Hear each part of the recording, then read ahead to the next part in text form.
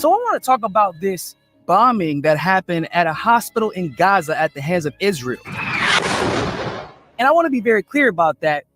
There is almost 100% likelihood that Israel did this.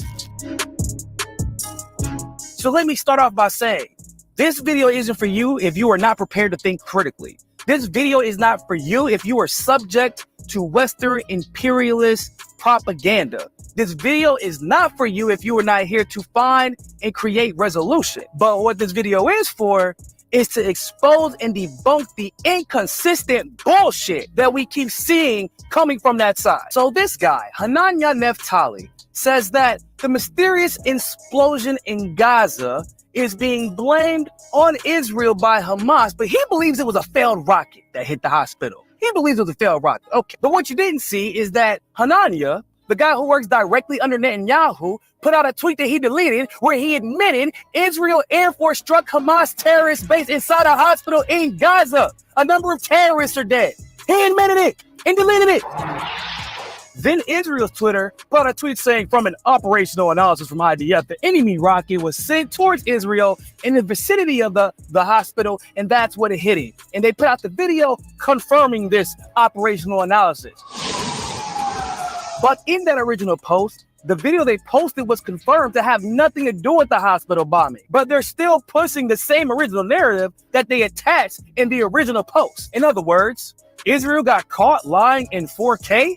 Again? Oh, must be a Tuesday. Oh, but the blatant dumbassery doesn't stop there. See, the Pentagon didn't get the call in time from BB to get their story straight. So before BB could come out and deny the attack and blame Hamas, the Pentagon puts out a statement justifying why they did it because Hamas, they put people in hospitals. So it's really Hamas's fault that Israel is bombing a hospital full of innocent people. Then you got these motherfuckers who just started paying attention to this 4 days ago, talking about I've known Israel for 4 days. He's my fucking best friend. He'd never do something like that. Except for, yeah, he has. Israel has done this. They bombed hospitals before. Here's an example from 2014 where they bombed a hospital and 4 people died, but you didn't know about that because CNN didn't do wall-to-wall coverage of them bombing the hospital. Oh, but if Hamas bombed a hospital in Tel Aviv, oh my God, World War III would have been broken. We would still be in the middle of World War III if that shit happened in 2014. Israeli officials, U.S. officials, U.S. media, Israeli media, all of them have spent the last 4 or 5 days explaining to you why they feel as if it is justified to attack Gaza civilians, claiming that they're being used as human shields by Hamas. They've literally been justifying it this entire time. So why is it that when the Israeli government, the IDF, does actually attack civilians, you're all like, that's crazy. They would never do anything like that. Except for they've literally been telling you for the last several days, yeah, we absolutely would do something like that. And here are all the reasons why we're okay with that.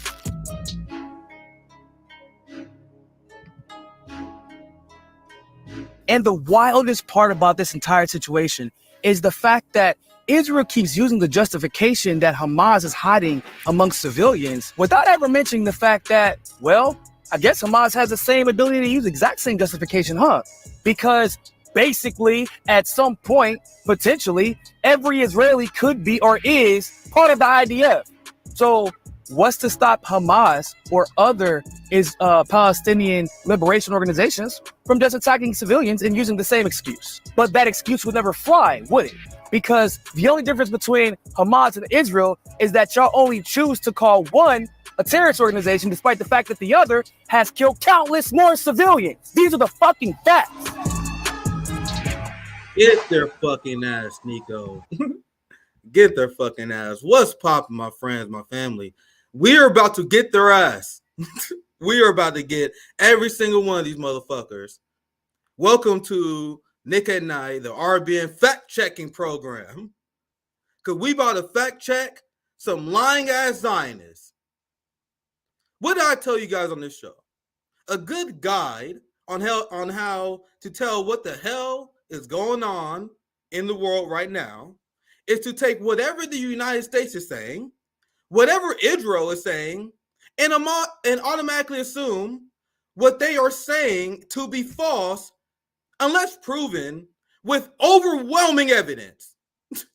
And fam, I've been following for a while. It never happens. Not once in my entire life did I see Israel do some shit. And I'm like, yeah, Israel did that shit. And then Israel, like, no, we didn't do that shit. And then they came out and prove it that they didn't do it. That hasn't happened one time in my entire goddamn life. One time have I questioned the United States and Israel. And then I later like, oh, goddamn it. Apparently they didn't do that war crime shit. They proved it. Never happened in my entire life. You got to remember the story I covered in depth. Multiple segments on it. The assassination of Shireen Abdul-Akleh, right? Where Israel said that she was killed in a gunfire shootout with Palestinians. They blamed Hamas for endangering the life of Shireen Abdul-Akleh. The Biden administration later repeated these claims uncritically. What did this sound like?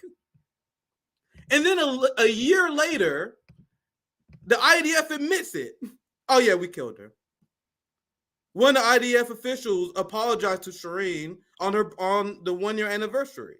So a year, MSNBC, CNN, Fox News, and the corporate media, the BBC, kept this facade that Shireen Abdul-Akleh was killed with Palestinian gunfire, only for it to later come out to be untrue. That happens every single goddamn time. And that's why when I see people that want to believe, they want to believe U.S. propaganda, right? They're the most deeply unserious people in politics. If your go-to is to trust the United States and Israel, the same Israel that was caught lying about Shireen Abdul-Akleh, and Biden who covered up investigations, undermined investigations into it. So it's going to be one of those streams. I'm going to introduce my brother, man. You guys saw him kill it earlier. There are a lot I got to say on this, but I want to get my brother Niko House in here. What's popping? Welcome to Nick and Night. Fire video as always. Amazing independent journalist and writer, commentator. Welcome to the show, Niko House. Hey, appreciate it, man. I'm glad to be here, yo. I've been traveling, so like that's part of the reason I ain't been on YouTube. But the other part of it is funny, crazy story, man. So after my video on Israel and Palestine, like YouTube decided to remonetize me. Like they offered me to go back into the partner program. Yeah, no, I was like, nah, fuck that. That's a setup. Y'all trying to get me. I ain't slick. Y'all ain't slick. I'm gonna sit my ass here and wait until all this shit blow over, and then I might go ahead and reapply for that. Because they think they're gonna bring me back in because they want to give me one of the monetization strikes, because the regular strikes ain't the same. They're not peeping your channel the same way if you're not monetized. But if you're monetized, oh, they going after your shit. Like they, you see what just happened to Richard Medhurst. I heard JB got hit too. JB got hit with a couple of strikes. I mean, Eva Bartlett got taken down completely. Like they're checking who's monetized, and when you're part of the partner program, like you actually get assigned a liaison. Like they actually are watching you. But when you're not, you're kind of like hanging out in the, they know you, but they're not following you. They don't have somebody dedicated to you. So when I get back in that partner program, they're gonna be waiting for me to be like, yeah, watch this motherfucker say one thing about Israel. Boom, strike, you're out. Yeah, banned for 6 months. Yeah, isn't it funny? Like all the free speech warriors are now silent on. It's crazy. Black radicals being demonetized. You have Germany and France that are cracking down on protests. Now, peep, we told you guys that was going to happen. Yeah, of course. Yeah, they the same people that were chanting America first, they're now chanting standing with Israel. Right. I gotta give some credit to these. There's a lot of libertarians out there that have actually been surprising me. Who has been good on this? Who has been good on this? So one of my friends, Patrick Henderson, he actually has like 125,000. He's like calling out Israel. They're just like a bunch of like random people that I would have assumed at least would play the middle.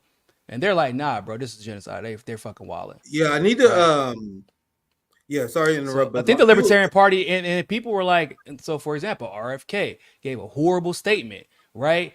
Like, and the Libertarian Party was like, well, that's it for him. Like, if we wanted him to run for, he's not like that. Like, I was surprised by that. Most of it, I was like, okay, so we might be getting some progress for those who actually, once again, being pro peace. I feel like there's a difference, to varying degrees, being pro peace, anti-war, and then obviously full on imperialist. or isolationist. And I generally tend to be pro peace. I am anti-war, but like I'm also like pro self-defense. So like, and sometimes because you got to defend yourself to bring, you got to defend yourself to bring peace sometimes. So like that's why I usually call myself pro peace. But what we're seeing right now is not. What we're seeing is people are exposing themselves once again. We go through this every couple of years with some issues. They can see Ukraine for what it is, but all of a sudden, the moment that Star of David shows up in that flag, they fucking no, it's two factors, right? Let's be real, Nick. Star of David shows up, and there's some brown people that don't practice my religion over there. Absolutely. Now we back to square one. Absolutely.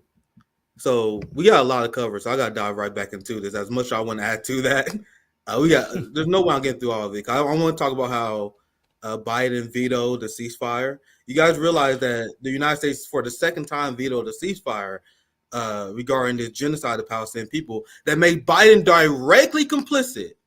And this is what I've been calling for on Twitter. I know it's not going to happen, but we have to call for it. That's our job. He needs to be impeached and tried for war crimes.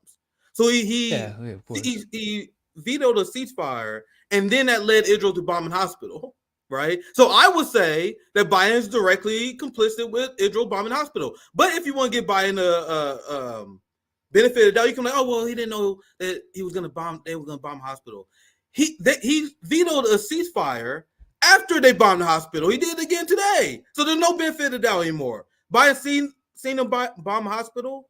Now he's giving them the okay. So I want to get to that story later, but I want to get to the dismantling of Israeli talking points and absolute morons like Ben Shapiro, who's been in shambles because his Zionist dreams has been exposed as the fraudulent, failed ideology that it is. We're gonna go through every single one of these points, and I read before this stream to prepare. I went through Ben Shapiro's timeline. And Jesus Christ. Oh man, I don't know how you did that shit. I don't. Hey man, more power to you, dog. Cause I wouldn't. I couldn't do it. I did for you guys, fam. I did so I can fully understand his position, so I can dismantle this fucking garbage, genocidal weasel. So this is one of the examples of the many times. Hey, don't forget his girl don't got the WAP. Don't forget that part too. That is absolutely true. So. And to your point about libertarians, I had Lyons Cosgrove from the Gray Zone, who I didn't even know was a libertarian until he came on the show, and he said he was. He said he was an independent. And then we talk about open borders and our agreement on that issue. I was like, I didn't know he was a libertarian. So there's quite a few. I've seen a lot of libertarians call Ben Shapiro as well for his apologizing for his failed Zionist project. Every single one of these points is a lie. And once again, I scrolled through his entire timeline. I torture myself for you guys so I can understand his argument. Ben Shapiro's entire argument is the IDF says, Niko. Israel says. If the IDF said it. Well, if the IDF said it, man. The Pentagon said.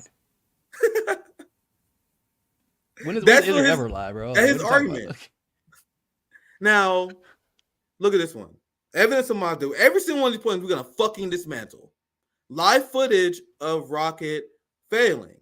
Now, I'm going to show you guys this here. Because I actually thought Rolling Stones were going to take a different direction with this article, right?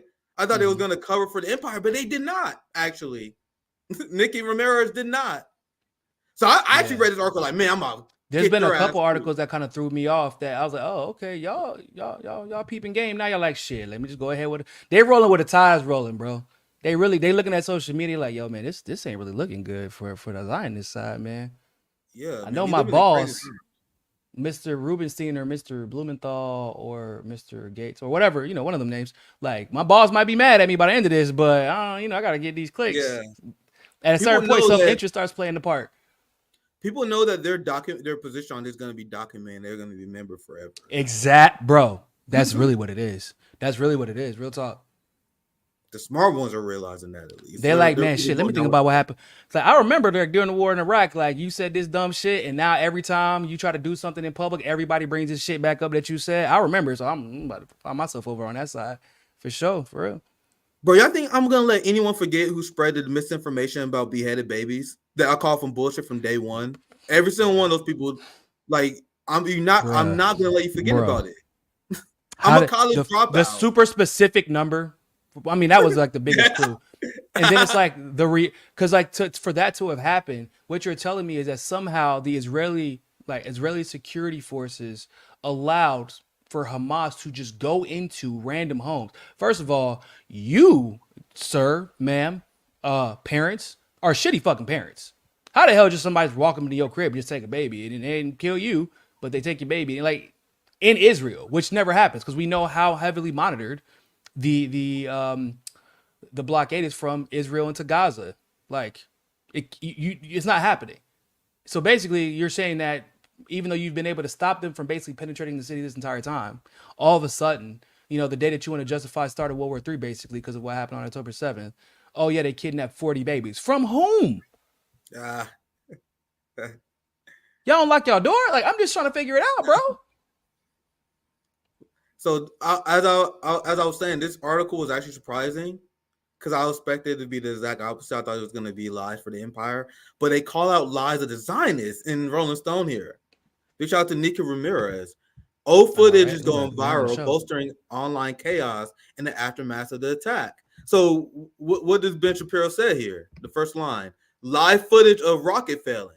So the same way that Ben Shapiro repeated misinformation on beheaded babies, he's repeating IDF misinformation. The entire right-wing media infrastructure and the entire two-party duopoly media infrastructure is about repeating lies of the IDF. So this article actually surprisingly, just like your video did in our intro, it brilliantly break down the Zionist talking points on this. But they point out too. Using their own talking points, by the way. Like, using the Zionist talking points to argue with their own talking points is the easiest shit to do, bro. It really is. Absolutely.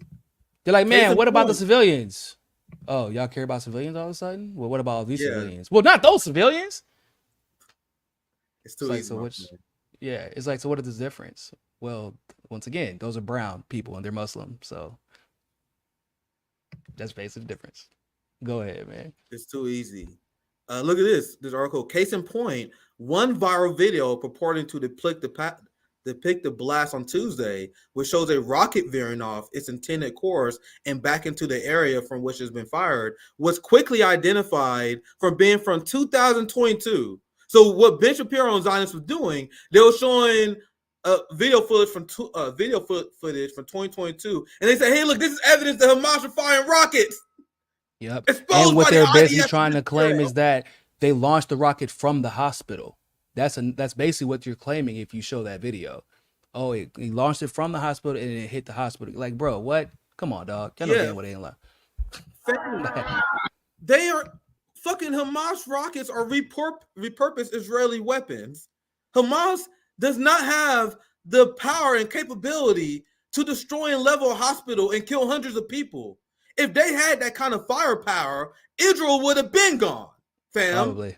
Facts. They don't have the power. Hamas rockets has never leveled a building. You guys know that? Never leveled a building. But it took out a hospital and killed hundreds of people? That's why motherfuckers had to parachute into a whole rave just to get some damage. To like real talk. Like, if we being real, like what do you think they would prefer? Putting themselves in danger or just launching a rocket into a rave? So we're going through this list one by one, utterly dismantling this bullshit here. There's also the lie of Hamas chatter that was uncovered. The convenient audio, because for the first time, just right after the whole situation went down, like they just magically got an expert cut in 4K of Hamas audio. It was super convenient. Like, I'm sure it's like really difficult actually to just get two people to speak Arabic and say whatever the fuck the IDF wants them to. I'm like, that was probably really hard to do. Not easy to fabricate, Nick. You might be being too hard on them. Yeah, and from all reports, for people who speak Arabic, their accents in the video and the audio was so goofy. And this is I can't confirm because I don't speak the language, but I've seen many accounts on Twitter, journalists report on this as well. It does not sound like a fucking. It sounds like a Hebrew. It sounds like someone who speaks Hebrew fluently trying to. It's like speaking Arabic. It's like if a Spanish person, or like let's say a Brazilian person is trying to speak Spanish. Like, the words technically are correct, but like that's not the accent they talk. That's not like the way they inflect certain words, like things like that. Like it sounds like my ex was Israeli, so like that's the only reason I know. And that's why I was like, this is bullshit audio. But you know, I'm not Israeli, so I didn't say that. But I immediately knew, and then I started looking up I started seeing the reports. People were like, this is bullshit. So I was like, okay, ain't crazy, yeah, you know. Several experts confirm Hamas' view that the audio tape of Hamas operatives talking about the missile malfunction is a fake. They say the tone, syntax, accent, and idiom are absurd. Yeah. Mm-hmm. I love what he says. It's absurd to believe anyone would speak this way.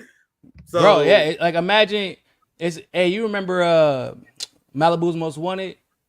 Yeah. When the two with Tay Diggs and Old Boy were trying to act like they were black, basically, and like they were saying technically slang words, and technically, I guess like you could say like they were acting black, like, but in reality, like no one talks like that. You know what I'm saying? Like it's like that. It's like that. Like, yeah, I guess technically all the stuff that you're saying is true, but like this is not how anybody talks. And if you can only really know that if you actually speak the language. Absolutely. But but it wasn't to convince Arabic people. It wasn't to convince, you know, Palestinians. It was to convince Americans and Europeans and those who don't, you know, those who aren't really fluent in the power brokers and the ones who they're trying to win the information war against, because they already lost it against the Arabic community. So they're trying to convince us. Absolutely. And this is something that, you know, if you've been following this conflict for quite a bit, the Israel patterns of lies. And then the United States always back up the lies. Then this is the Israel playbook.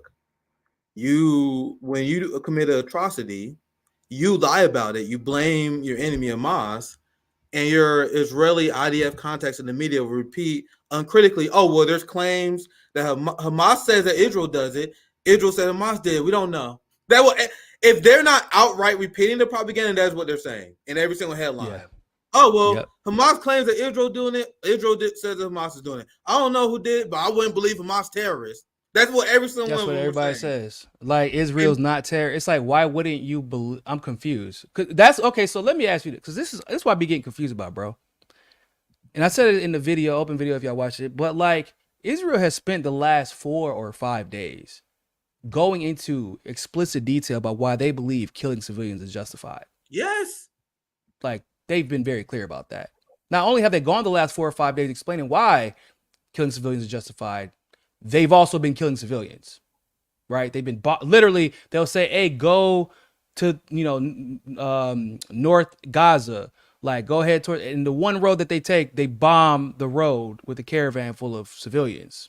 Okay. Like, they've been killing civilians nonstop for years by the hundreds or the thousands. Okay. Every year, every single year. We saw people, I remember a couple of years ago, actually, I guess like 6 or 7 years ago, people were protesting. Everybody thought they were getting hit with rubber bullets, but they killed protesters for throwing rocks. Yeah. Like, this is, like, they have told you that they're okay with killing civilians. They've made it explicitly clear. And then when they do it, they're loyalists. They're apologists, like, no, Israel will never do that. What? That's crazy. Where are you getting that from? I'm getting it from fucking Israel. Yeah. So you believe Israel when they blame Hamas. You believe Israel when they say they're the victim. You believe Israel when they gaslight you and gaslight you and gaslight you. But when they tell you, yeah, we'll kill civilians and we believe it's justified, you're like, no. You know why you got to say that, though? Because the whole reason that y'all, the outrage is birthed from this idea that the killing of civilians started with Hamas on October 7th. Right? Yes. So that's where all their outrage is sparked from. But if they admit, well, actually, Israel's killing a lot of civilians too, and they're justifying it, now where's your self-righteousness? Like, you don't have a leg to stand on anymore. Yeah, and the headline's been a joke. Like, I don't have time to show you every single article, guys, but they will say stuff like this in the headline. It's so fucking passively misleading. They will say hundreds dead in airstrike in hospital. What does that tell you? Now, imagine if Hamas did this, what the headline would be. It would say, Hamas terrorists slaughters Israelis in despicable hospital airstrike. But every single headline is, hundreds dead in mysterious airstrike because of why aren't you saying Israel bombed a hospital and killed hundreds of people? No, there's no Western article that just straight out say that. Well, the New York Times did for all of like 2 seconds, and they changed they did for like 2 seconds, bro. The New York Times actually got it right, and then they changed it. Now I want to interject here just for a second time. We got so much shit to get through, Niko. So I want to show you guys this on how Israel uses this failed rocket launch accusation all the time. They have a similar playbook. Every time they slaughter civilians, they say, "Oh well, it was a Hamas failed rocket."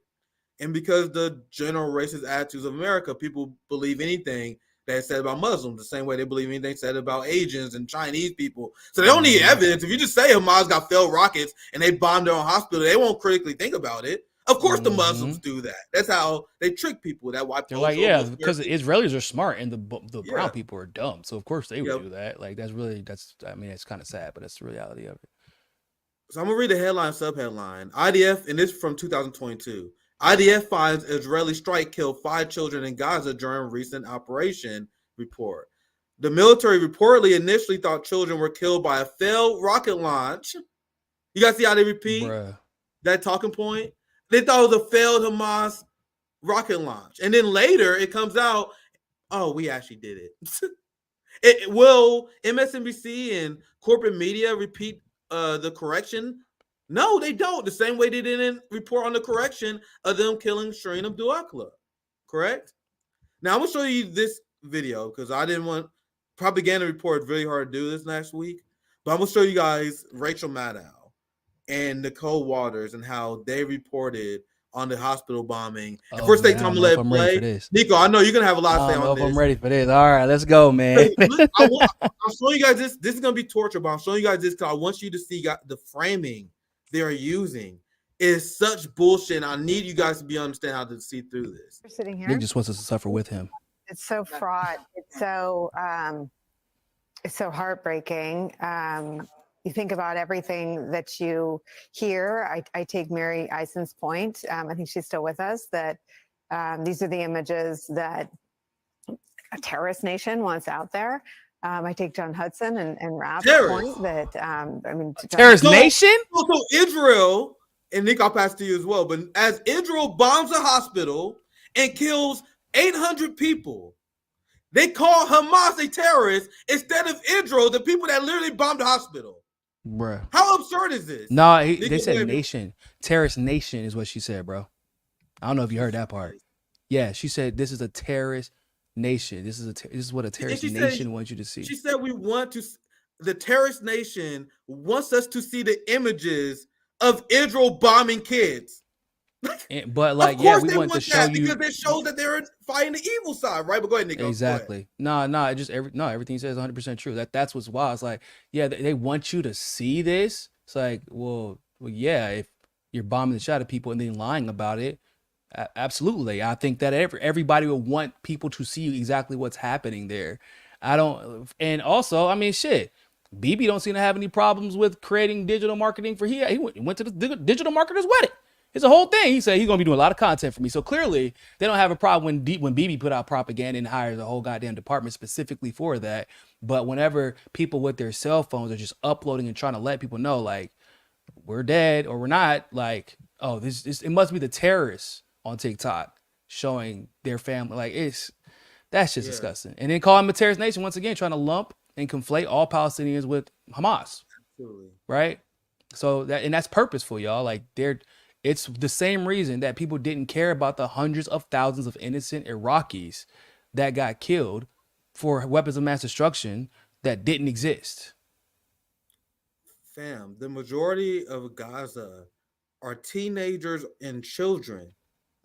Mm-hmm. But in this segment, they're going to repeatedly lay out the claim that Israel is targeting terrorists and Hamas are the terrorists. So let's listen to the language here that they use. I let it play for a bit, and then I see Wyatt in the background. I'm gonna bring you in here very soon, Wyatt. Let's play this for a bit, and I introduce our next guest. Mary Eisen's point. I think she's still with us. That these are the images that a terrorist nation wants out there. I take John Hudson and Rap's point that, John Hudson's reporting that 6,000 bombs have been dropped on a teeny space, tons of civilians there in harm's way, put in harm's way by Hamas. Put in harm's way. And I wonder what Not your by the sort of motherfuckers thoughts who are about dropped how the we sift bombs. through this. Well, I think if you look at what's happened at that hospital, there is nobody there's nobody among us. There's nobody in the civilized world. Yo, the who would stuttering want, is hilarious. to happen what happened to that hospital. To have people, to have a place where it's an operating hospital. This is a place where there's patients there, there's wounded people there, in addition to people. Is there another kind of hospital? Is there another kind of hospital than an operating hospital with patients? The stuttering to try to like, I don't want to seem like a devilish, demonic piece of shit. So I'm gonna like try to like. There's no you sound like a demonic, evil piece of shit. Like you can stutter. You can use a lot of pretty, flamboyant words. Like it's an operating hospital, Nick. It's an operating hospital with patients. Yeah. So there's so much I want to say, but I'm gonna let it play just for a second time. I'm gonna let it play, and then I'm gonna bring Wyatt Reed. I see you in the back, and we're gonna introduce you. You know better than to put me on this damn like with this. You know, you already know, man. Come on, man. You don't make me listen to this damn torture. Nah, but I'm glad people need to see this shit. They need to see this fuckery. Yeah, I'm gonna get you in because I know this is gonna be hard to get through because this is absurd. Like they fit so much in such a short amount of time. It's impressive. You see how she was stuttering, like you said in the beginning. She is so careful with her words right now. All of their masters are watching. They picked these two people for a reason. This prime time, it's go time. We need the master propagandists here. And you better not fuck up. It's Michael Jordan, Game 7, fourth quarter. We need you motherfuckers right now. So let me play, and I'll bring our guests in here. Shelter in there. Now, why did that happen at that hospital? We don't know. And I think we can't underscore that enough. Yes, we do. Have a clear assertion from the Israeli side. We do not categorically target hospitals, and we have a counter explanation. They just did what the strike. Bro, 5 days ago they put out a fucking warning to evacuate a hospital. 5 days ago they literally warned. I actually retweeted it. I retweeted 5 days ago. They put out a warning about another hospital. For them, they had 2 hours to evacuate. In 2014, the video I covered, they targeted another hospital. Jesus Christ. Oh my God, bro. I'm gonna let her finish. Israel doesn't target hospitals. Like, there's so much to debunk here. So jihad, a misfired rocket essentially that was targeted at Israel and somehow hit that hospital instead. On the other side, we've got Palestinian authorities saying, no, this was an Israeli airstrike. We cannot lose sight of the fact that in the Gaza Strip, the government is Hamas. There isn't a governing authority that we're able to appeal to here that may have a more neutral understanding of this than the entity that launched those terrorist attacks in Israel last weekend, and that is at war with Israel right now. Israel just bombed a hospital, and she still can't stop calling Palestinians and Hamas the terrorists here as they are reporting on Israel bombing a hospital. But with that said, I want to get Wyatt Reed in here. Please. Welcome to the show. What's going on, Wyatt? Amazing investigative journalist, amazing writer. I appreciate you joining our show. We're covering too. Yeah, absolutely. And we're covering the Western media lies and propaganda regarding the slaughter by Israel when they bombed the Palestinian hospital. I want to get your general take on the situation, the lies that has been spread, and any reaction you may have had hearing Rachel Maddow spread Israeli lies as well. Welcome to RBN, Wyatt Reed. Thank you for joining us. What's your initial thoughts? Great to be here. Thanks for having me. I mean, it's just obvious lies. She said with a straight face that Israel doesn't target hospitals. I sent you on Twitter just now, actually. It's a press release from the World Health Organization released 4 days ago, and I'll just read it to you. As the United Nations agency responsible for public health, the World Health Organization strongly condemns Israel's repeated orders for the evacuation of 22 hospitals treating more than 2,000 inpatients in northern Gaza. Right? That's crazy, bro. They threatened, basically, this is 22 hospitals that they have threatened to bomb.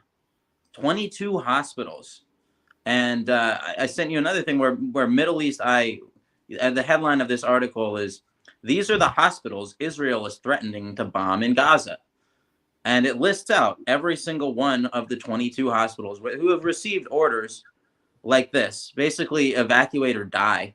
Yeah. And so we had this whole week, we had a series of doctors coming out and publicly saying, you know what, if you have to kill us, kill us. We're not abandoning our sick and dying patients. We're not abandoning children to die from bombs that your Air Force is going to just murder civilians with. We're not going to abandon our patients no matter how you threaten us. And so this was the response. This was obviously, and it's incredible. It's like this total inversion of the Russia-Ukraine dynamic, where it's just, everything that happens, it's all Hamas's fault. Any civilian casualties incurred by when Israel bombs Gaza, that's also Hamas's fault. And it was the same way with Russia. It was, if the people are dying from shelling in Donetsk, which they are every week, well, that's Russia's fault too for, invading in the first place. So it's like, this totally twisted logic that has no context, no room for context. And in fact, if you try to inject a little context, you'll have what happened to Mehdi Hassan, Ali Velshi, and the third. Mehdi didn't even get a chance to inject context before they got his ass out. Right. We still waiting on, like, hey man, so what's going on? Like, so did they really just fire 3 fucking Muslims because they were Muslim? Like, that is insane to me. Like they didn't fire them. They're not gonna fire them. They're just gonna silence them because they know they have contracts, and it's like benching them basically. To where they put 2 of them on 2 others on, like, they have them randomly report on other shows. Right. But like Mehdi, they've like they're no longer anchoring. Mehdi like got removed. I haven't seen Mehdi on TV since, because I mean, which is kind of crazy to say, but he's actually been the most consistent. He's been kind of trying to push people towards the truth about Palestine since this whole situation popped off. And it's like he's getting punished the most, probably because he's the most popular too. So, but yeah, like we just witnessed. Well, I have no real love for Mehdi Hassan, who I none. think is Snake. I actually do think the other 2 hosts are better and more like I think they actually believe in things, whereas like Mehdi, I think just kind of, he's like a snake. You want to know the funny thing, Wyatt and Niko? Yeah. I've been covering Ali Velshi for a while because we do propaganda report on here. Ali Velshi has been one of the most unhinged reporters regarding Ukraine and Russia, and it's almost like he's their go-to guy. Like, they trust him on this issue. Right. He reported on it more than other people do. And it shows that even if you get one empire issue right, if you are a loyal lapdog to the empire, if you dare cross them on any issue, they will quickly yank you, because there's no one that's been more unhinged on Ukraine than Ali Velshi. I've been watching this guy. Like, he's been the brown. But even more so though, it's it adds obviously credibility for him to be so bad on all of these other issues, right? But then, because of his own personal experiences, because of the experiences of maybe him and his family, when he comes out and he says, yeah, Israel isn't really exactly in the right on this, that it's the equivalent of you or I coming out and saying, well, of course, fucking, we're not going to vote for Joe Biden. Why? He's great for black people. No, he isn't. He's fucking horrible. What?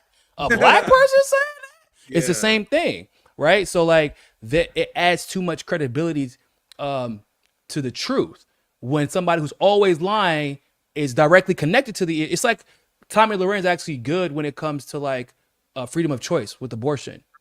She's really good at that.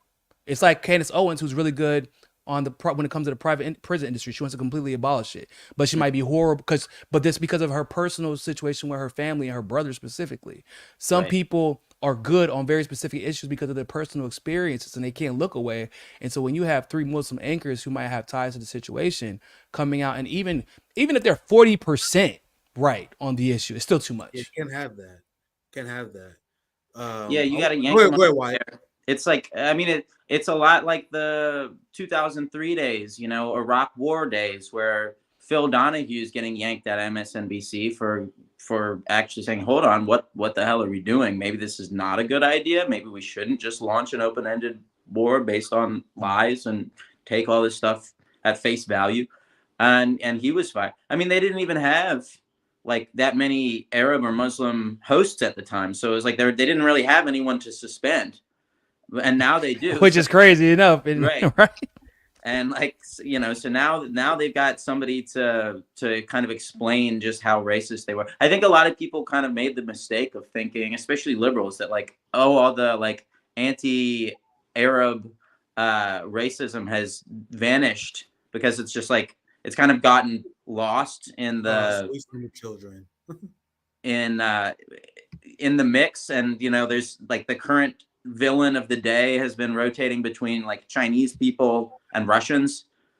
And so I think a lot of people kind of were like, oh, we haven't heard like open racism against Arabs in a while. Maybe they just forgot. And, no, exactly. All of a sudden, like, no, it was always there the whole time. It didn't go anywhere. And I mean, I might be guilty a little bit of this too, like of assuming that some of these like right wing or more populist types, like actually were learning something from Ukraine. Like actually we're learning that the media lies all the time about every country that they don't like. Right, because all of the ones that were wrong on Iraq and Afghanistan before could probably admit, yo, we got that shit completely wrong. Our bad. Right. And then all these people calling out neocons, they've spent the past year and a half calling out neocons, how they control our foreign policy establishment, and now they're just like, even more unhinged than the neocons almost.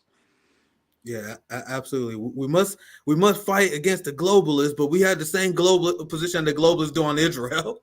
Right, exactly. Okay, bro. Imagine agreeing with Nikki Haley, Bibi Netanyahu, Joe Biden, Ben Shapiro, Fox News, CNN, New York Times, and like at the same damn time.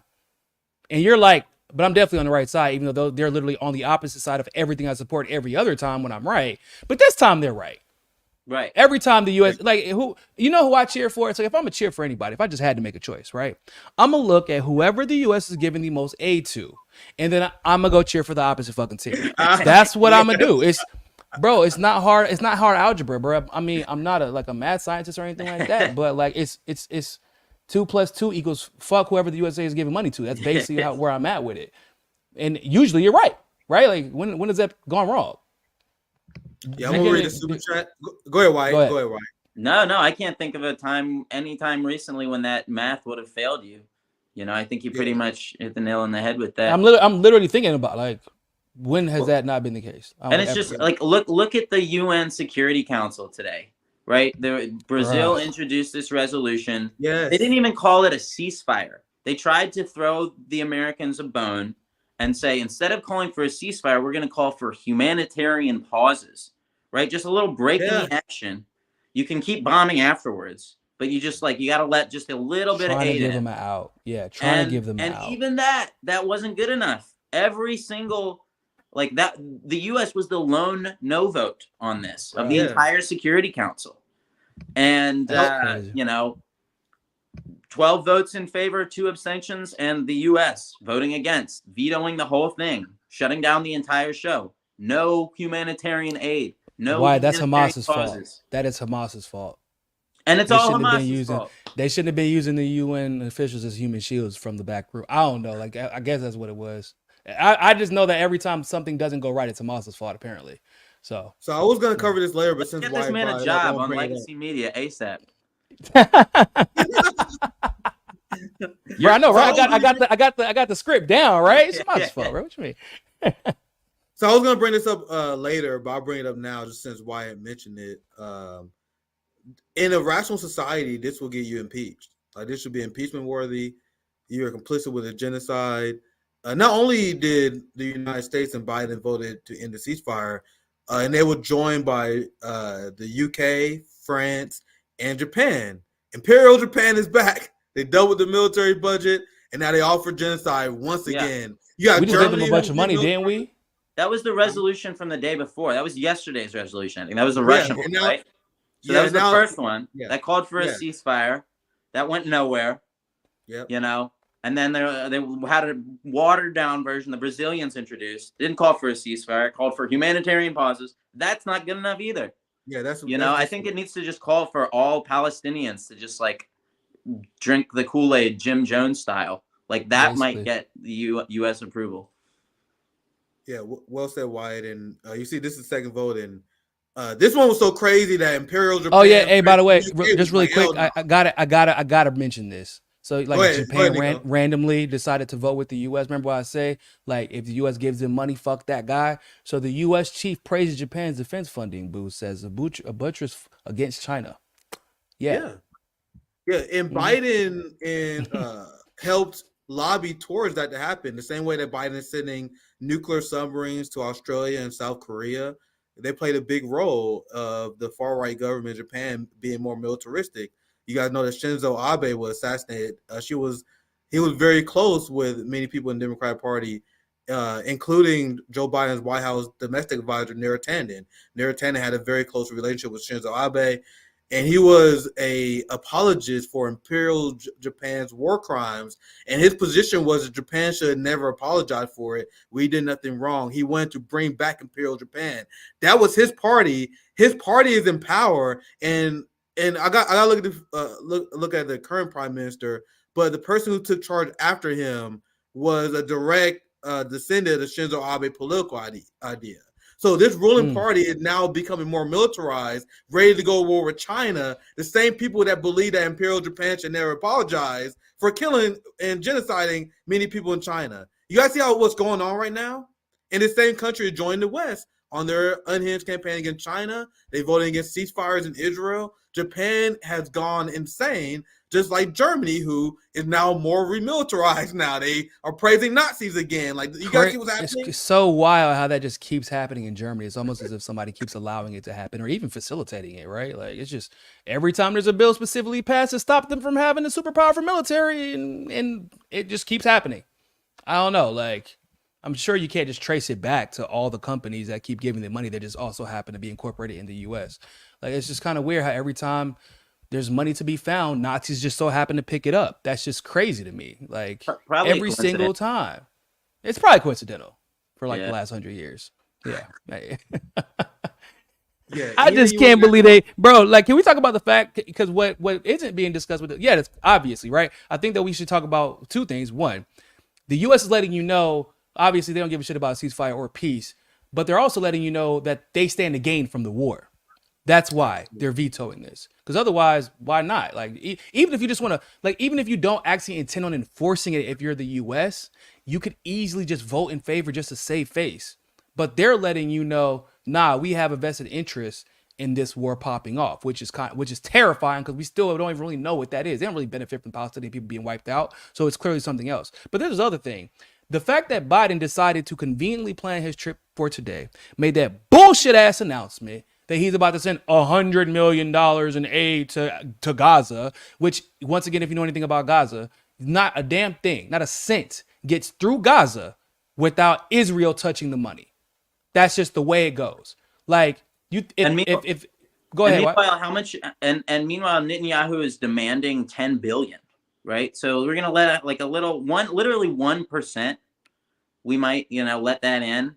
But and then while this is getting vetoed, and that's not really being covered on the news, everybody's either tacitly praising Biden. Oh, look at him giving aid, right? Look at him sitting down with Bibi Netanyahu to bring peace. While this motherfucker simultaneously is giving the order, veto that shit. But I'm going to distract them. Because everybody's like, what took him so long to get to Israel? You think he just picked a random Wednesday in the middle of the fucking week for no reason? Like, that was why. So that we didn't talk about this. And then the thing that he vetoed, that whole $100 million bullshit, it's not happening no more because of that specific resolution not allowing the aid to get through. So we're back to square one. And so like all of it was so masterfully planned. And here we are once again. The timing of it is so bizarre. It's like they waited for Biden and the U.S. Central Command leader to both be in country to carry out this insane strike. And it's kind of like, how could they not know? And then they're immediately on the same page. It probably was the other team. It wasn't Israel. Israel wouldn't do that. It must have been fired rocket. Okay.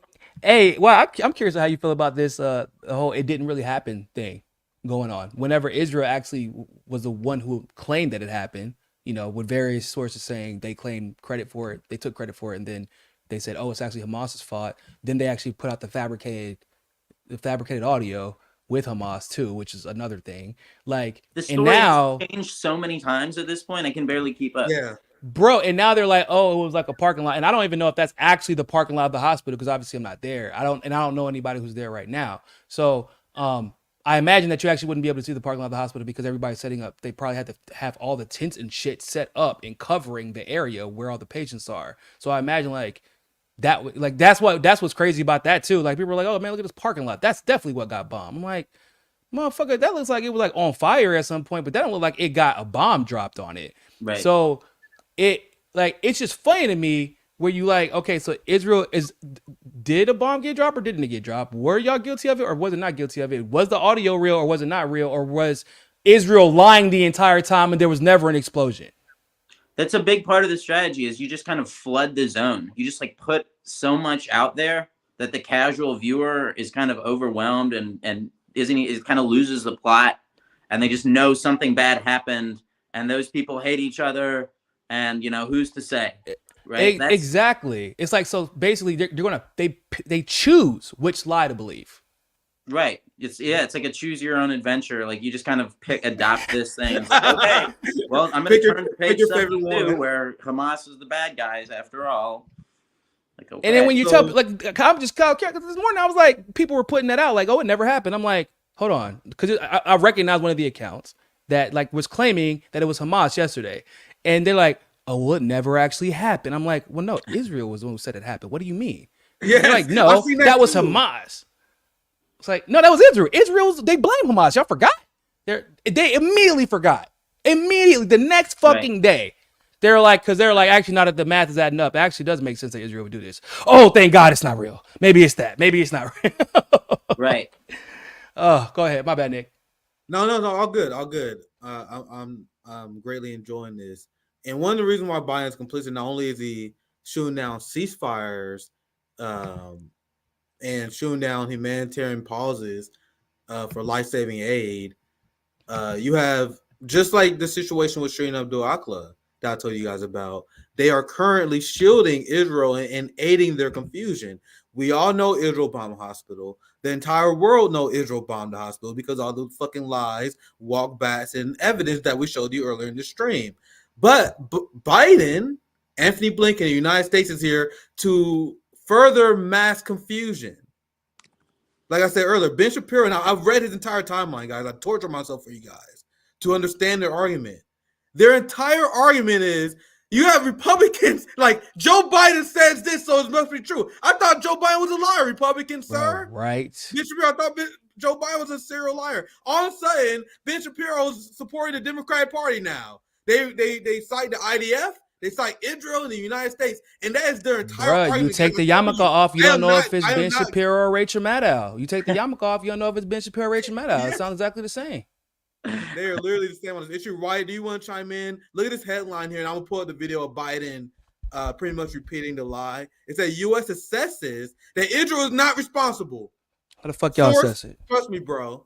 Why do you have anything you want to chime in? I'll pull the Biden video.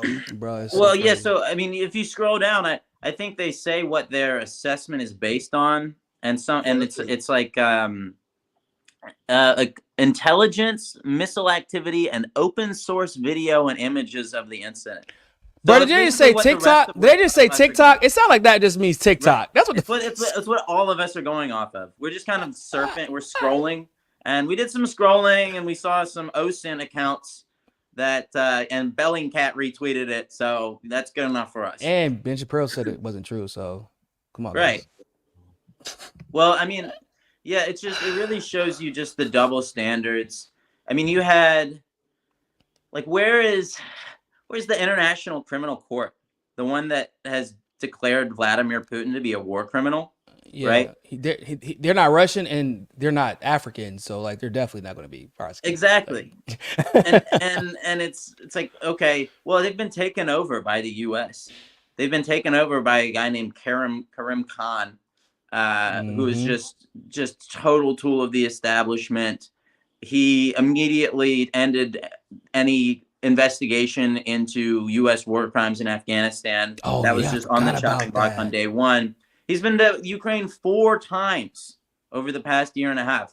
4 times. Where is he here? Where is he? Has anybody checked on Zelensky, man? Is he doing okay? There were protests outside the Hague today where they, hundreds of pro-Palestinian protesters came out and are just asking the same question. Where is the International Criminal Court? Man, Where are has they? anybody checked on Zelensky? Like, is he okay? I think he's in a Like, dark room somewhere, bumping like into the crying, remains bro. of his Like just, stash. bro, like probably doing voodoo, like on fucking on BB right now. Like, man, fucking yeah, you just found out you were the side bitch the whole time, bro. You really thought you was about to be the main because they was buying cute little presents and nah, bro. BB's still the main. He's still the main girl, like, and you just found out the hard way. Like, that's what the like. And what's crazy is, which we haven't really seen much news about, is I'm pretty sure that like right now, Russia is beating the dog shit out of Ukraine. Pretty much. Like They gave up on that without, war. yeah, Pretty like much. they're beat, like, and there's Yeah. no news about it because, well, you know, All Israel. this happened, and yeah, Yup. meanwhile, Zelensky's somewhere in a like his studio bunker, and he's just like crying his heart out. Like He tried to, And then- he tried and to then go to BB Israel. wouldn't let me. He wouldn't tried. even He let me asked come into BB. the He's like, country "Hey man, I'm ever. gonna come and hang out with you, bro." And B was like, "Nah, bro, chill over there, We chill good. over there, man. Nah, We we good, good. man. We good." He's like, "For real? Like, I just, I saw you got 10 billion, so I thought you just had a little." Nah, man, stay over there, dog. Like, come They on. got him set up at the kids' table, off in Europe. No, you're not allowed into Israel right now. I want grown-ups are to say this too. I know this will sound like maybe somewhat off, but what I try to look for when I see these pro-Israel tweets, the people who get elevated, right? What I try to look for is I'm like, okay, man, maybe one day I'm gonna see like the Ethiopian or the Yemeni or the Kenyan Jew from Israel coming out and just railing against the Palestinian people. And like I haven't found it yet. I mean, I've been scrolling like just to specifically look for it. I'm like, okay, I'm waiting. Maybe they have dog pictures on Twitter or whatever. Maybe, but isn't it super weird how like in a country that's supposed to be, Jews are like all over the world. In fact, I think there's more African Jews than any other kind of Jew. Like, and that's supposed to be the hub for Jews. And they're supposed to protect Jews and uplift Jews. And I'm just trying to understand where the hell the rest of the Jews are at. That's all I'm trying to figure out. Like, where is everyone else at? The Ethiopian Jews are like basically second-class citizens in Israel. Not even Obviously, the basically. Palestinians are at the bottom of the heap, but it's them. And then you have the Sephardic Jews who are not European Jews, but ironically, that makes them like more viciously racist towards Palestinians because they have to like prove They themselves. have to, yep. And it's like here's The how model, we're gonna the model earn our citizen bread and racism, butter. while they're still dealing with the racism from the Ashkenazi Jews, Right. Exactly. which is like no one talks about. Like y'all probably don't even know there's a bunch of Yemeni Jews that are in Israel. There's a bunch of them. Y'all probably never seen one. Like, well, I mean, they're treated with almost as much suspicion as the Arabs, exactly.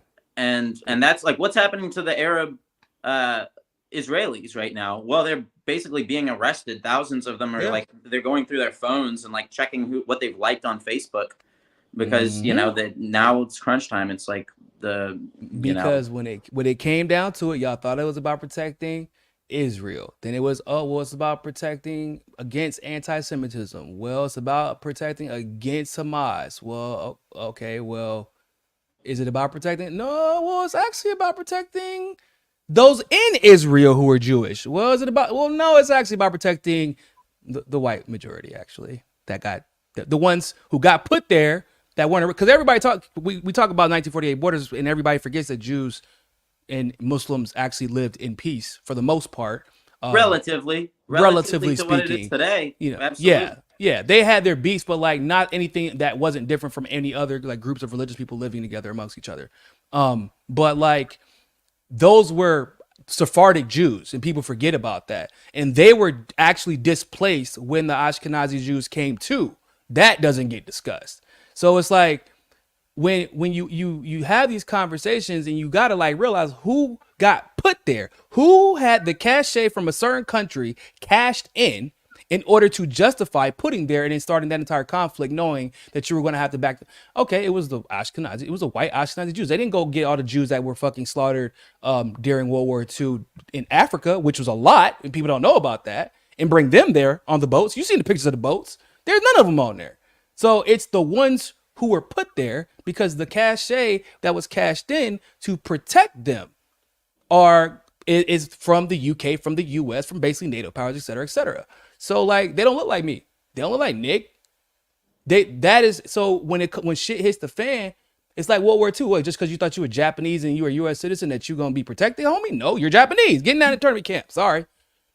Well, and if you look at the timeline, I mean, it's so much about establishing just the colonial outpost in the center of the energy production world. Absolutely. Right? That was because what happened for 1948, 5 years later, then Iran has a democratic prime minister come into power, Mohammad Mossadegh. He wants to nationalize Iran's oil. The British say over our dead body, and the UK did too. It's all happening right at the same time. And then the realization was, oh, this is an extremely important thing to happen. We need to maintain this outpost, as Joe Biden said. If there was no Israel in the world, we would have to create her. Yes. Wow. Yeah, he did say that. Yep. Not because we feel bad about the Holocaust, but because we need some, unsinkable aircraft carrier from which we can bomb the shit out of all the Arabs. Iran was effectively for a long time like it was the Israel. It was, people forget about that. Like before Israel was Israel, Iran was a kind of effectively their Israel. We used to give them weapons, all kinds of shit. But at the end of the day, like people need to understand this. It is an absurd notion to believe that, oh, if we laid down our weapons, like and Iran wants to destroy us and like bro, if Iran wanted Israel gone, Israel would be gone. I don't know how much I can stress that. They went into Iraq. We spent how long in Iraq trying to get rid of terrorists? They're going to Iraq and damn near eliminate all of them in a few years. Come on, bro. Like, this is what they do. If they wanted you gone, you'd be gone. And that's why we got to be careful. If the U.S. sends these damn troops to the, we didn't get to talk about that, but the U.S. has already prepared 2,000 troops to potentially deploy, right? And which makes it even more interesting that happened, yesterday? Then this UN shit happens today, and now we're here. So if we send 2,000 troops, if we send U.S. troops to go kill Palestinians on behalf of Israelis, what the fuck do y'all think is about to happen next, bro? Right. Well, nobody knows. I mean, it's just like it could go so many different ways. I don't see it going so many different ways. I see it going one way. I see it going like, Iran's getting involved. And then once Iran gets involved, they got a whole fleet. I mean, they got a squad. They call Syria getting involved. Iraq might get involved. Does Iran really want to get involved? Not by itself. I mean, that's why today they're announcing they're trying to create kind of a coalition among Middle Eastern states. They're calling on other Muslim countries to enforce an oil embargo against Israel. So they're kind of trying to manufacture or to create this coalition. But they also know it wouldn't be by themselves. This to become something bigger. They don't want to get caught in a regional shooting war directly with Israel, because that would, I think there's a really high chance that Tehran would just be nuked by the United States.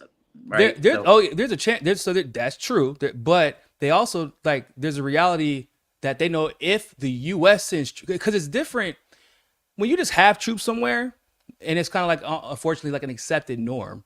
That's different. But we already know what it looks like when the U.S. signs an executive order just to send troops. We know what comes next. More troops. We know what they do. More troops. And then all of a sudden, you go from into this nation. Now your troops are bleeding into next door. Mm-hmm. And the troops never stop, because we know as long as, you don't have to declare war if you're the president. You just send a little bit at a time. So if you're sending U.S. troops specifically with no timetable, what is the clear goal, guys? That's more Iraq, more Afghanistan shit. What's the clear goal when you send these troops? What was the clear goal when you send them to Syria? They're still there. So now you're sending 2,000 troops, probably more if they're not already more there, to my neighbor who wants to see me destroyed and is actively seeking a war. If I'm Iran, I'm not worried about fighting the U.S. by myself, because it's really the rest of the other ones, Lebanon, Syria, the others, who are waiting for Iran to flinch. They're like, when y'all say go, we right here behind you, bro. We right here waiting for you. We ain't gonna go until you say go. But once Iran says go, that's it. Like, cause they've been preparing for this, kind of the same way that Russia's preparing to engage with Ukraine, right? Yeah. They've been preparing for this, but you are right. There is a legitimate fear that Tehran does get nukes, but if that nuke goes off, then we're fucked anyway. It doesn't, it ain't gonna be just Iran that gets bombed.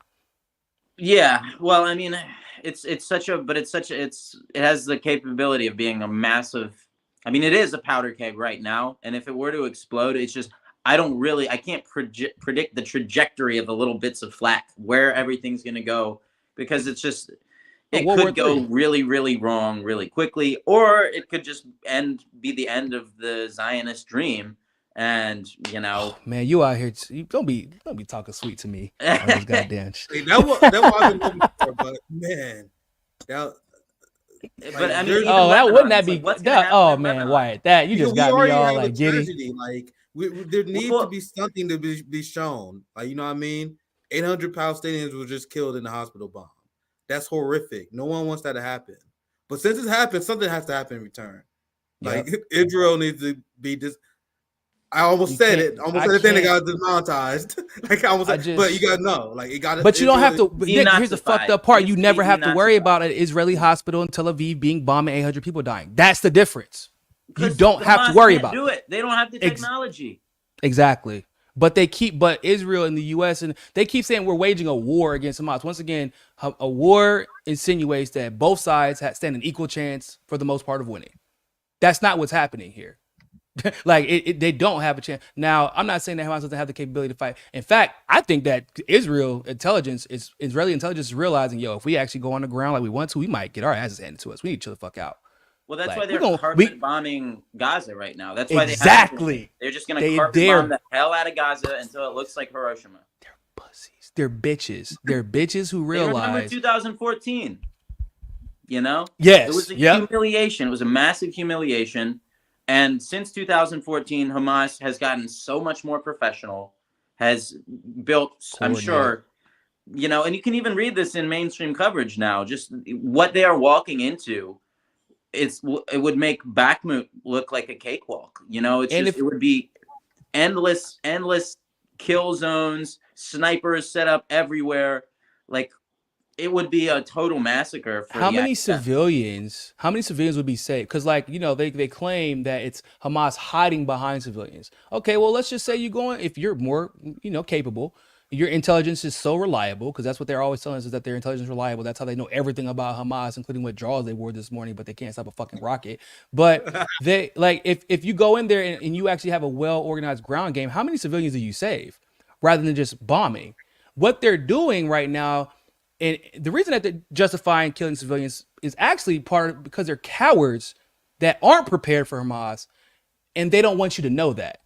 They don't want to be embarrassed in front of the whole world, and because you know what that tells the rest of the world, like the rest of the region? Oh shit, we thought Israel was about this shit. So they just do pop shots from a distance because they can pretend to be more military. Yeah, you can do that. That's easy. But can y'all fight when the motherfuckers are fighting back and shooting back at you and they're just as prepared? Can you do that? And I don't think they can. Go ahead, Wyatt, if you want to chime in. Palestine doesn't have an air force. Mm-hmm. And they don't have that capability. They can't contest the skies in that sense. They don't really have even like the javelins, and you know what I mean. They don't have the any kind of the surface to air missile capabilities, really. But if you wanted to get Hamas and your intel's so good, just send ground troops. That's what special forces are for. Supposedly. Well, who even knows what's left of their special forces at this point? Exactly. Because so many of them were on the border to begin with. Who knows how many of them got taken out? How many of them are currently sitting captive somewhere in a Gaza basement? There's so much we don't know about, and it's partly because it's kind of the fog of war thing, partly because obviously Hamas wants to keep its cards close to the chest, and you can never trust anything the Israelis say at all. So there is still this element of who is saying what, why, and I'm always a little bit more suspicious of what the Israelis say. I'm still not convinced that they lost 1,300 people. That 1,300 people died. I'm literally in the same boat. I ain't want to say that because I ain't want to dismiss anybody's like until we get some type. But like I'm like, did that really like that many? Like what? Like I don't even. How did how did 1,300 people die, bro? Wouldn't be their biggest lie. That would basically mean like every single person at the rave died, like literally everybody. And that's a big ass rave if you got 1,300 people there. For Tel Aviv, or not, excuse me, not Tel Aviv, for Israel, right? Like that's a big ass rave. Yeah, just for because I don't want to take you guys, keep your guys' time too much longer here, so I want to introduce just a few more things here to get your guys' thoughts on before we wrap the show up. Because I was showing a few receipts during your guys' brilliant conversation of the United States government arresting Jewish people for speaking out against Israel. Oh yeah. Mm-hmm. Now, once again, you guys really think this is a religious issue? I told you guys, Zionism failed. Look at those anti-Semitic police officers. Zionism failed to protect Jews in their homeland, and now it's failing to protect Jews across Europe and the United States. Like, you guys know how devastating this is? Jews are being arrested and brutalized by the orders of the Biden administration and the United States government. 300 Jews has been arrested. Now, I just want to show this quick video. Another thing I want to add before I show this amazing base Jewish ally here. For the people who think this Israel-Palestine thing is a religious conflict, which I've been debunking since day one, you had a group of fascist, genocidal Jewish people bomb a Christian hospital, and Christians in the United States are apologizing for it. Or do you guys know how never happened? If this was a religious conflict, why are there Christians in the UK and the United States apologizing for a group of extremist Jews bombing a Christian hospital? Well, because it never happened, and also it was Hamas's fault. So like, just pick one of those, and that's my answer, because it supports Israel, and you know, BB has a long shaft. Like I don't know what else to say. Like I don't. What's crazy is like first of all, I think it also can be expressed of like BB does not give a single fuck about the Israeli people. He is setting them up for a horrific failure. Like their lives are in danger, and they may feel a little bit protected because I guess it's easy to feel insulated when you're on the interior of Israel and you're not having to deal with that. But like those settlements are about to get popping, right? Like it's not going to be pretty. There's going to be another like. It's not going to be with IDF versus Hamas. It's going to be Palestinians versus Israeli settlers, and it's going to get ugly. And then people are going to be dying from both sides that don't need to die because people feel like they got to protect their own, right? But Bibi don't care. Why would he not want a ceasefire? Like, if your ultimate goal is supposedly, allegedly, to protect Israel, why would you not want a ceasefire? Why would you take any chance? Because if you're so terrified, it's the logic once again. If I'm terrified of that damn pit bull across the street, what I'm not going to do is kick his fucking doghouse and then be like, oh my God, I can't believe you're chasing me. I'm a victim. Like, Jesus Christ, I'm so terrified of this pit bull. That's why I want to go fuck with it.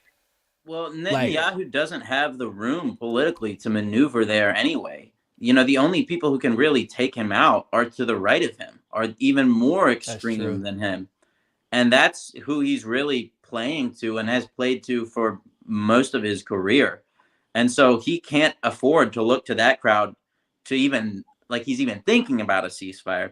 And also, I will say, in terms of, like, because so much of the overreaction to the Hamas incursion has been framed as we have to protect the hostages, we have to rescue the hostages. Yeah. Some of the only people we have documented actually killing these captives are the IDF, right? And we know that under what the Israelis call the Hannibal Directive, which has existed in some form or another since the 1980s, basically the Israeli military is authorized to do whatever it takes to prevent an IDF soldier from falling into enemy hands, up as to in Hannibal Lecter killing that soldier. They are authorized to kill their own soldiers if that's what it is needed to do to prevent them from becoming a hostage. As in Hannibal Lecter? Hannibal Directive. Like, so cannibalize your own people. Holy shit.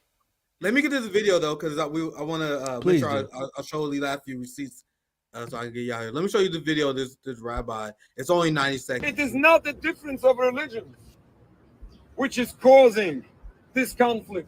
The state of Israel does not represent all Jews, and certainly does not represent the Jewish religion. According to Jewish religion, all of this is criminal. All of this is forbidden. Basics of Jewish belief teaches that Jews are in a divinely decreed exile. We are even forbidden to create a sovereignty for ourselves. But especially when this is by killing, stealing, oppressing an entire people.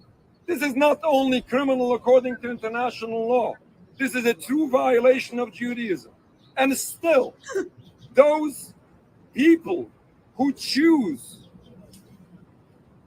not to follow Judaism misuse that very same religion to justify Bibi's not even religious. all those crimes forbidden in Judaism.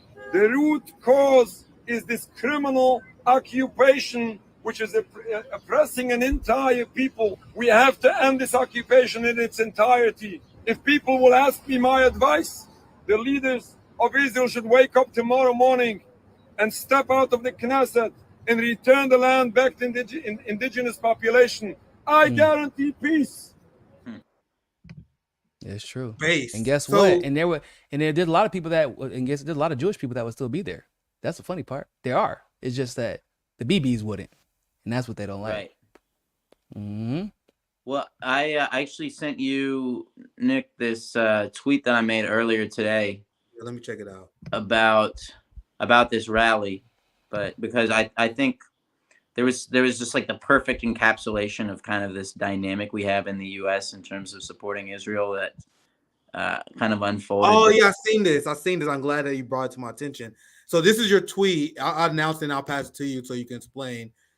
Jack Jenkins tweeted this out where you had Brandon Williams, a New York Republican, is holding an Israeli flag at the Jewish protesters that were protesting Zionism, that was calling for simply a ceasefire. Right. So this Republican waves this flag around, taunting the Jewish people being arrested with the Zionist flag. So your tweet reads, Christian congressman taunts pro-peace Jews with the Israeli flag is somehow the perfect portrait of Zionism in America. Absolutely well said. Is he one of the ones that was trying to ban flags in Congress because Rashida Tlaib wore a Palestinian flag? Is he one of them? Bro. Was he? I imagine. I mean, Yeah. most of the Republicans. Yeah, there was a lot of Republicans that supported that. But why do you want to chime in? Well, he's a Christian conservative. Williams, I mean, he's got the most goy name you can imagine, Brandon Williams, and it's like he's down there, like, I don't know, like lecturing these people. Like, I would love for him to have actually tried to have a conversation about like Judaism, the apparent need for a Jewish homeland to be enforced at gunpoint. I would love for him to actually sit down and have a conversation with anyone, because I guarantee you he can't. I guarantee you can't actually explain why he even thinks what he thinks, right? Nope. He That's just a good knows, follow-up, there's some. He probably doesn't even know that those are Jewish people down there. He probably Like, doesn't even know they're let's Jewish. be real. Yeah. He probably thought it was. He probably got word of the pro-Palestine protest, brings the Israeli flag, and they're probably looking at him like, "What the fuck?" Like, okay, Right. I have the chain on too, I guess. Like, I got a Dar David on too. Anyway, like, dog, like, that's insane to me. Like, I don't. What is he? What the fuck? Like, What are you doing, bro? What is he doing? Like, what? How is he taunting them? Like, what is he? Are you? Because what it really comes off as, like, y'all not real Jews. Right, And exactly. you know That's else what I it comes saw? off as. Right.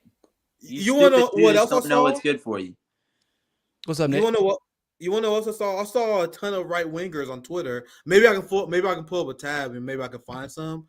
They was calling for all these people to be arrested. They was like, "Hey, didn't you guys arrest January 6th protesters for protesting at the Capitol? All you guys should arrest these people." So the same So it's people who was like- complaining about the weaponization of the government is calling for Jewish people to That's how it be goes. arrested in mass, which they are, for protesting genocide. That's how Once it again, goes. you can, and your tweet is on point, Wyatt, because there is no better fucking visual representation of the failure of Zionism other than this event. But I pass it back to you, Wyatt, Niko, if you guys want to chime in. I had a lot I want to get through, but I've just been enjoying this conversation. I believe that the people at January 6th shouldn't have been arrested because, like, I agree. Fuck, like the government. Fuck the government. Like, fuck those buildings. Like, the slaves built them. Like, y'all kiss my ass if you think I'm gonna support anybody getting arrested for protesting in the government building. So, like, there's that. But it also, once again, perfectly encapsulates the reality that, oh, y'all are upset that January 6th people got arrested because they're on your team. You don't believe in the First Amendment. You believe in your team being able to practice the First Amendment. That's not the same thing as these constitutional conservatives. Now, I will say I didn't see like a lot of people. I was kind of like waiting to like see what they would say, and they were like, they were upset because people got arrested on January 6th, and there was a level of hypocrisy displayed, or by some liberals who were complaining about these particular arrests. Okay, I get that. That I do understand, but they weren't saying like they should have been arrested. So I get that. But at the same time, like, people are finding out like January 6th, people didn't get arrested because they broke into a building. These people didn't get arrested because they broke into a building. You're protesting the wrong issue. That's basically what they're telling you. You're standing up to the empire. I think you're right when I think it's fair for especially someone on the right to say, oh, well, you guys arrested January 6th people. Why not arrest these people? Because I explained many times, how does it serve our interest to give the government a mandate to arrest us for protesting Capitol? I'm not for that at all. But now, like, Constitution does not say the right to protest with the permit. Yeah, and I was reporting at the Palestinian protests in Kansas City. I aired my interview. I'm glad you're safe, man. Because bro, I was kind of worried. But I'm glad. And I would never criticize the action. There was all amazing people. But you guys know that protest was at the same spot I was tear gassed at the George Floyd protest. It was at the same exact spot. So whenever there's a protest, whenever we're upset at the government, there's a designated area that we go to call people. Yeah, that's the point. The grievance zone. That's why I said that's what the first, bro. You don't read the Constitution. It says the right to protest with the permit in this very specific location. Yeah, that's what it says. It's in the fine print, though. You know, calligraphy. I know it's hard to read. You can miss it. Yeah, they cut out the 3/5 part and then they put in the permit. So I was like very happy to be there, and I'm glad the action happened. But you guys realize that every single Kansas City protest is at this damn park. So that's why you don't get surprised. Like, I get surprised when I see protests at random places. I'm like, holy shit, how's this protest? You can protest here? Yeah, bro. Like, when you go online and you see protests at random places, unfortunately, we're so used to it now that, like, we know where somebody's going to stand at when they protest. Like, we know what buildings to see in the background. Like, but when that doesn't happen, you're like, holy shit, oh, this is a real protest. Looking for tear gas. Like, real. Yeah, you start looking for the tear gas. Like, you're like, yeah, y'all at the wrong place. Because the permit protests will not bring change. I mean, that's just the reality of it. Women's marches don't bring change. Whatever, like, that type of shit. Like, the protests, when you get arrested, that's what brings change. Like, people need to, which is crazy, you're protesting usually because rights are being violated. And when you get arrested during a protest, your rights are again being violated. And people need to see that. That is part of the reason you protest, not just to bring attention to the issue, but to bring attention to the rights specifically being violated. So, like, that's just it is what it is. But yeah, I said it many times. A protest where you are given permission by the government, essentially a glorified prep rally. Right. Yeah, and that is what the right wing wanted. What was that? Why? Parade. Yeah, it's a parade. Oh, don't y'all love the protests wherever the cops are escorting the protesters through the city? Y'all love those? Like with Cuba Libre. I lived in Miami during the Cuba protests. Libre protests. Oh, yeah, I'm like watching the motherfucking cops escort the people through Miami, and I'm like with my friend, and she's like, "Why are you laughing?" I'm like, "Yo, you think this is a protest?" I said, "Where I'm from, police are fucking protesters up. They're not escorting through the city and giving them water to make sure that they remain hydrated. That's not what a protest is. Like, that's not." But didn't they did arrest a couple of them who tried to, like, shut down an interstate? Am I misremembering that? Like, a couple of them went overboard and tried to. Yeah, but because, like, now you're messing up money. You're messing up commerce. Yeah, exactly. People. Yeah, that's different, right? Like you didn't quite realize the rules here. So we put this. You didn't see us put the cones out here for you. We told you to protest in the cones. Like, you're gonna piss us off, man. I went to war with these quote unquote right wing free speech warriors because I'm like, you guys are cracking down on protests. That's literally the definition of cracking down on free speech. Because for some reason they drew the line at houses. They said because the Supreme Court made a decision to roll back people's rights. So then people was upset at them. So people were showing at their houses. So then Ron DeSantis, the quote unquote free speech warrior, passed a bill so it made it illegal to protest at politicians' homes. I'm like, God, this is a deeply authoritarian bill. So you can't protest at their house? Their house is a legitimate place to fucking protest. It is. And under COVID, Historically. it was the only place to protest them. Under COVID, like you couldn't protest them anywhere else because they never went anywhere else, and you never knew where they would be. That's also true. Yeah, and the same people who consider themselves anti-establishment on the right, I've seen their argument because I don't like to straw man people. That's why I read Ben Shapiro's timeline before. I don't straw man people. I use their argument. They were saying legitimately, well, if you guys show up their house, that's crossing a red line. That's going too far. What the fuck are you talking about?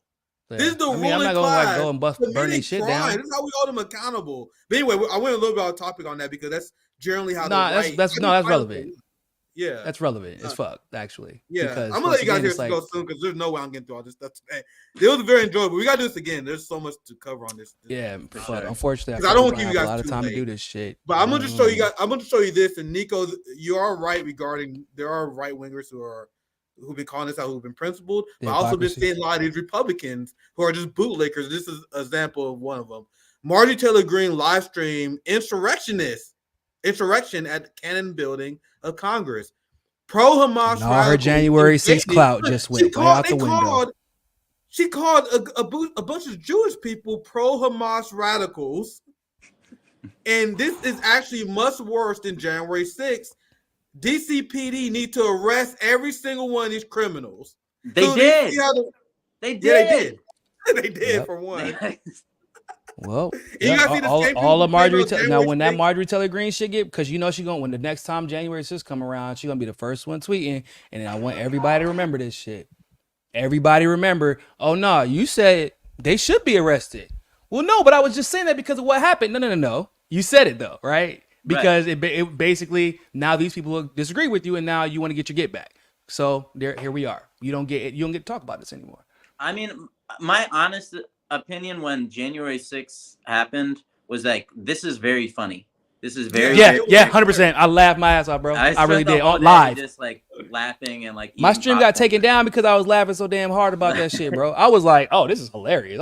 They were like, oh my god, this is so bad. I'm like, bro, this shit is entertaining. Like, what took so long, guys? Right. What the fuck? It was like a carnival. It was like a carnival walked into the halls of power.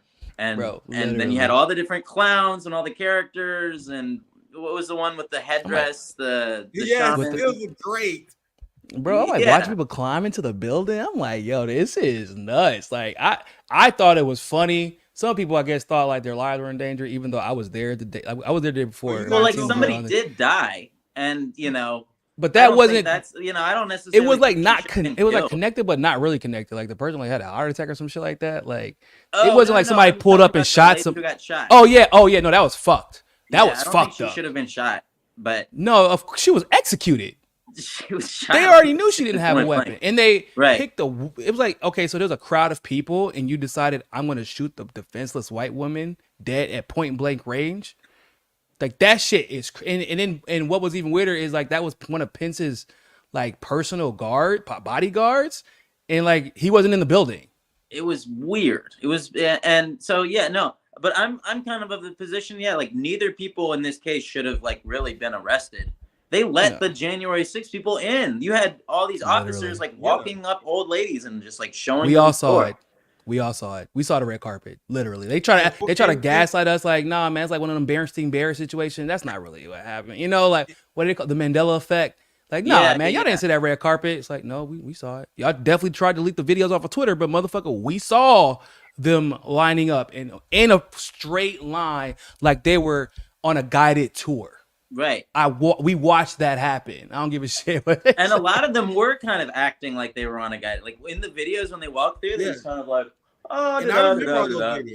like they're just kind of looking around. Acting. Like, I feel like they really thought they're like shit's like being in a museum with nobody here. Right. Like exactly. Nobody thought that. I remember the videos that came out that showed that it was essentially a tour guide. And these videos were scrubbed from the internet. And like Niko and like you said, Wyatt, and this is kind of lost to history because the propaganda industry wrote shit.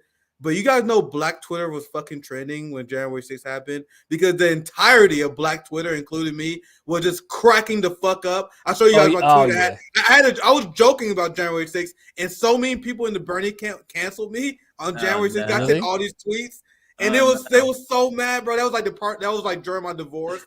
With these people, I was canceled by so many progressives. Like, how dare you joke around about January 6th? I'm like, fam, look at Black. It was a joke. Everyone on Black Twitter was laughing at this fucking Yankee revolution that was going on at Capitol building.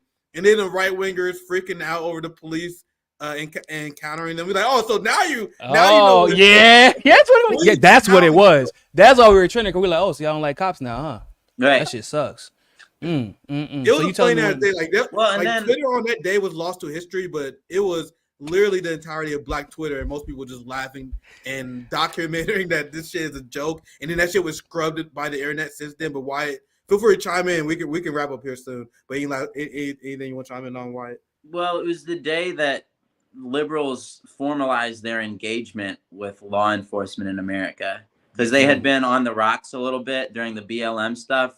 And then all of a sudden it's like, no, thank you, FBI. Thank you, police. Oh, thank you for saving democracy. Blah, blah, blah, blah, blah. I still remember that. And all the liberal left too, you know, they're like, oh, it was an insurrection, nearly a successful coup against democracy itself. And I was like, wait, you guys think we have democracy? And wait, don't you guys want to do this yourself? I thought you were anti-government. I thought you guys were like socialist revolutionaries and you wanted to do something like this. And now you're talking about, oh, it's an insurrection, lock them up. Just like, really? Yeah, that's the tweet I sent you. Like, that's the tweet I sent to hurt the feelings, because this is the tweet that got me in a ton of fucking trouble. And I see they scrubbed a ton of likes off of this. Oh yeah, every time, bro. You know the popular. I had literally 13,000 likes on this tweet when I laughed. Now it's at 10,000. They scrubbed this. They be scrubbing likes all the time. People on Twitter know that. But I said hilarious, and this was a joke, by the way. I said hilarious how the right wing was more down for a revolution than the progressive left. It's a joke because I don't think they're serious about revolution. It's funny. It was funny funny because joke like to poke at these progressives who used to fantasize about this stuff, but now they AOC's in the progressive like, oh my god, the horror. They're like, what the fuck do you think we're gonna do if we're successful? So and you guys see my follow-up tweet because I met so many people fucking furious. Yeah, and I said a lot of feelings were hurt by this tweet. Go write in your diary about it, because I would never forget about that day. It was funny as hell. And watching them, I was like one of the ones who spoke out like in defense of like I won't say in defense necessarily of Ashley Babbitt, but like calling out that cop. And I was like, well, there goes y'all George Floyd. How does it feel? Now she's being dehumanized. Now her murder by a cop, an unnecessary murder by a cop, like they're trying to say she broke into the building, she was breaking the law. Well, they're like, well, what up? There's proportional punishments in. Yeah, we know. There was proportional punishments before, but y'all didn't give a fuck about that before until it was this white woman, this conservative white woman who supported Trump. When she got killed, all of a sudden, y'all were looking for justice for a police officer who did so. And now you understand context. Now you understand nuance. Now you understand proportional punishment. But when it was George Floyd, it was, oh, yeah, fentanyl system. What the fuck does that have to do with anything? Oh, he had a criminal record. Okay, like, did he already serve his time? Like, we put people in perpetual punishment without redemption? Because, I mean, based off of what y'all say, she shouldn't have broke the law or she wouldn't have got shot. Which is bullshit. That's not the case. She shouldn't have been shot, period. But also, George Floyd should have been choked out. It's that simple. So, like, be consistent, people. That's all I'm saying. It just reminds you so few people actually have principles that they stand by in times like this. Whether it's not good for the algorithm, Ukraine stuff, the Israel-Palestine stuff, January 6th, and now they're trying to call it and make it a meme. October 18th. That's like the new right-wing response. Oh, do you remember October 18th? I'm looking at people trying to tattle on me to the FBI because I made a post about it. Man, look, it's the same thing. Ideological consistency is not good for the algorithm, right? Nope. It's not good for the Twitter followers. It's not good for the verticals. You know, it's sad, but that's what it comes down to. Like I've taken so many hits. Nick's taking hits. All like when we take hits for like holding people accountable for the things that we've always held people accountable for. It's just that they wear, they're Republican this time instead of Democrats, and now our conservative friends are mad. Or maybe they're, a liberal this time, or AOC this time, and now our leftist friends are mad. Or maybe it's DSA or Sunrise Move. It's like, bro, no, I literally have been saying the same thing. The names just get replaced. Right. Yeah. That's it. And y'all are mad at me for being the same person rather than being mad at them for fucking switching up. Yeah. So maybe, I don't know, we'll work up some tweets to like recapture our lost like Russia-Ukraine audience. I'm thinking it didn't happen, and if it did, Hamas did it. Yeah. Right, there you go. That should There take you care go, of it. bro. There you go. Yeah. All right, man. I'm gonna get up out of here, Yeah, guys. this was a fun live stream. Yeah, I didn't get even close to all my content I want to cover today. But you guys know we go live every day. We got Nick and CJ on Friday. I'll pass to Wyatt first. What can they find you? Thank you for joining us. We gotta do this again. It was very fun. Like, once again, there's a wealth of knowledge here. So this is usually the RBN Foreign Policy Hour Wednesday evening. So love to have you guys back again. Wyatt, anything you want to add? Anything you plug? Anything you want generally, but make sure you plug yourself as well, Wyatt. Thank you for joining us. Yeah, no, great to be on with you guys again. We definitely got to do it again. And find me on Twitter at WyattReed13. Check out our work at The Gray Zone. We're always putting out new investigations, always trying to be one step ahead of the narrative. So, yeah, check us out, thegrayzone.com, The Gray Zone News on Twitter, and I'm WyattReed13 on Twitter. Yeah. Thank you for joining me. Join us again. Why I'm popping in the background. Niko, have you guys been seeing a lot more on RBN, and you guys will be seeing more of them as well. You're also back on YouTube. Great to see you back. Any last thoughts? Anything else you want to plug? Thank you for joining me once again. You can follow me on YouTube, guys. Like, I'm still over there. Niko House. You can follow me on Twitter, Real Niko House. Also, for all my Brazilians out there, se você está brasileiro, me chama, porque eu quero saber seus opiniões sobre isso. Like, there's a lot of Brazilians right now that have been protesting crazy. That's why I don't think it's a coincidence that it was a Brazilian who introduced that. Like, there are people in Sao Paulo, people in Rio. It's a very big issue for them because people don't know, like, a lot of issues that affect people of color, black people specifically. Like, most of Brazil is black, right? So they understand what it's like to be pushed to the side, not necessarily apartheid state level, but they know what racism or colorism looks like when it comes to imperialism in all the forms that it takes, whether it be economic, warfare, or otherwise. So if you're Brazilian and you want to come on and talk about that and like why this issue is so important to you guys, when Brazil is generally a pretty chill country that doesn't get too involved with foreign policy warfare, like at a big level anyway. They usually stay domestic, but this is one of the few times that I've seen Brazil just go crazy in support of Palestine with almost no like protests in favor of Israel. And that's very interesting. So I just want to go ahead and put that out there because I want to try to do an interview next week about that just to get a better understanding. And so if you're bilingual and you can help my American audience understand why this issue is so important to Brazilians, hit me up, please. Yeah. I'm still very jealous. I'm gonna hang out with you guys in Brazil one of these days because I want to train a jiu-jitsu down there. Like, we have a Gracie school in Kansas City, but not. I want to go to Brazil and learn. The Brazilian jiu-jitsu school is real. They real, dog. You already know. So I trained under Ninja. He fought for Bellator and Pride and a lot of other organizations. He's a red black belt in jiu-jitsu. Like, he's world champion, and he's so legit that he needs someone to help translate him because he speaks that raw, straight out the boat. Like, Carioca. Yeah. Carioca.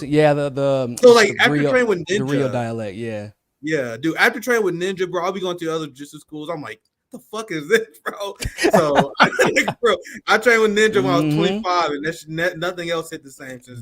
People leave from the States. They literally will stay in Brazil for 6 months and just to train in jiu-jitsu, guys. Like, it's like that. Because whatever you get there, if you get 6 months in Brazil, it's damn near the equivalent of getting 5-6 years somewhere else.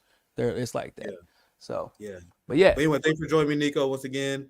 Of course, man. Make sure you guys check us out. I think Savvy and JB show is live tomorrow. CJ been uploading every day. I'm not sure if you're going live. He did a show earlier today that was amazing, covering the hospital bombing. There was a great conversation. Hopefully you guys enjoyed. I will be back on Nick and CJ on Friday. Have a good one, fam.